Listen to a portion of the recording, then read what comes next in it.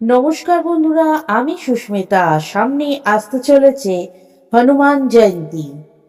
বজরংবলীর নাম নিয়ে আজকের পর্বটি আমি শুরু করলাম। সকল অশুভ শক্তির বিনাশ করে প্রতিটি কাজে এগিয়ে যেতে সাহায্য করেন হনুমানজি।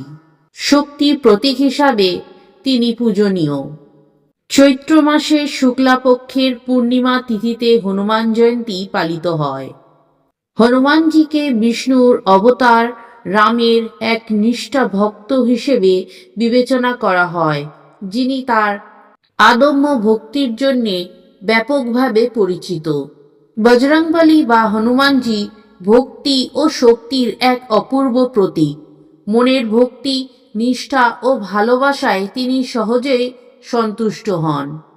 হিন্দু পুরাণ অনুসারে ভগবান হনুমানকে ভগবান শিবের একাদশ রুদ্রা অবতার হিসেবে পুজো করা হয়, যিনি বায়ু দেবতার আশীর্বাদে অঞ্জনা ও কেশরীর পুত্র হিসেবে জন্মগ্রহণ করেন।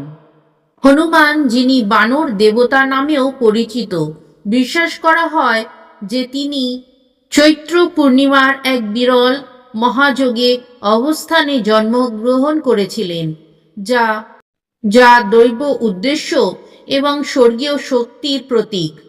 হিন্দু পবিত্র ধর্মগ্রন্থে মহাকাব্য রামায়ণে অসুর রাজার হাত থেকে বানর সীতাকে উদ্ধার করতে ভগবান রামকে সাহায্য করার ক্ষেত্রে হনুমানের গুরুত্বপূর্ণ ভূমিকা তুলে ধরা হয়েছে। হিন্দু ক্যালেন্ডার অনুসারে এবছর এপ্রিল মাসের শুরুতেই হনুমান জয়ন্তী পালিত হবে।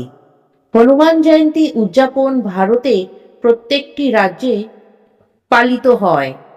এই দিন হনুমান চালিসা ও সুন্দরকাণ্ড পাঠ করার সময় পরিবারের জন্য মঙ্গল কামনা করা উচিত। পবনপুত্র হনুমান সঞ্জীবনী বুটি এনে লক্ষণের জীবন রক্ষা করেছিলেন, তাই তাকে লক্ষণ প্রাণদাতাও বলা হয়। হনুমানজির বিশেষ মন্ত্র ও স্তব পাঠে উপকার পাওয়া যায়। এই উৎসবে হনুমান ভক্তরা তাকে উদযাপন করেন। অনেকে মন্দিরে গিয়ে হনুমানজির উপাসনা করেন এবং ধর্মীয় নৈবেদ্য প্রদান করেন। আবার অনেকে বাড়িতেও উপাসনা করে।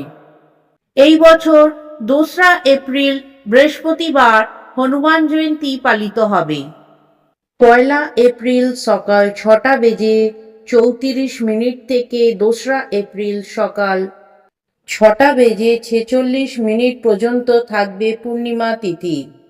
পবনপুত্রের বিশেষ আশীর্বাদ পেতে হনুমান জয়ন্তীর দিন সিঁদুর নিবেদন করা হয়। যে সিঁদুর দেওয়া হয় তা হতে হবে খাঁটি কমলা রঙের।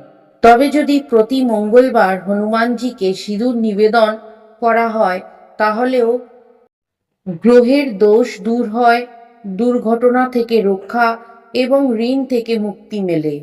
অনেকেই বজরংবলীকে জুঁই তেল উৎসর্গ করেন, তবে সিঁদুর ছাড়া জুঁই তেল দেবেন না।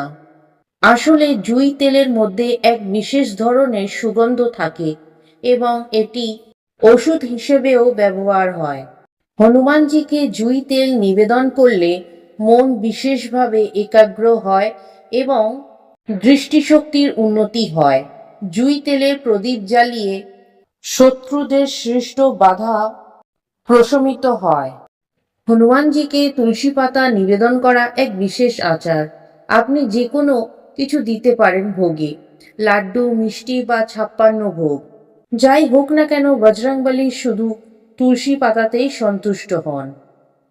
হনুমান জয়ন্তীর দিন হনুমানজিকে তুলসীর পাতার মালা অর্পণ করলে জীবনে সর্বদা সমৃদ্ধি থাকবে। অর্পণ করা সেই তুলসী পাতা খেলে আপনার স্বাস্থ্য ভালো থাকবে।